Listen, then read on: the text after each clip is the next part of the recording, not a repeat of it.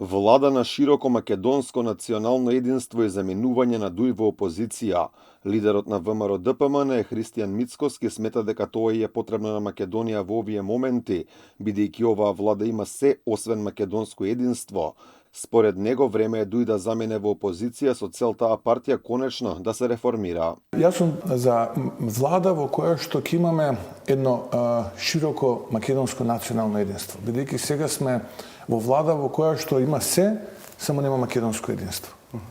Имаме премиер кој што нема народен легитимитет и имаме македонска, условно кажано, политичка партија која што е малцински подчинет партнер, односно во заложништво на оние кои што вистински управуваат влада. Мицкоски е цврст на својот став дека внесувањето на бугарите во уставот овакви услови на уценетост на државата е невозможно. Според него, оваа власт нема кредибилитет да ги донесе уставните измени, бидејќи прифатиле нешто против кое што се речиси сите македонци. Политичари кои што сакаат да имаат политички авторитет и политичари со народен кредибилитет, најпрвен треба да излезат пред народот и да му кажат на народот: видете луѓе, имаме проблем, проблемот е на маса, овие го прифатија овој проблем, надворот ваша волја, надворот волјата на политичките партии во Македонија, ние ова не можеме да го прифатиме вака како што е, и затоа нудиме ова и ова и ова решение.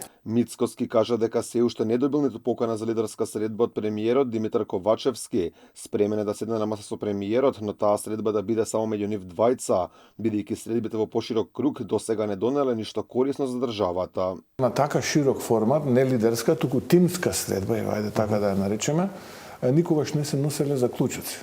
Тоа е повеќе PR екзибиција, да поминат неколку часа внатре разговори на ова или на онаа тема, да излеземе пред новинарите, да дадеме изјава, тука новинарите ќе не прашаат што се договоривте, ние ќе кажеме ништо не се договоривме и практично, освен еден дополнителен спектакл за јавноста, воопшто ништо нема да значи таа лидерска средба. Мицкоски најави репреговарање на договорот за коридорите 8 и 10Д.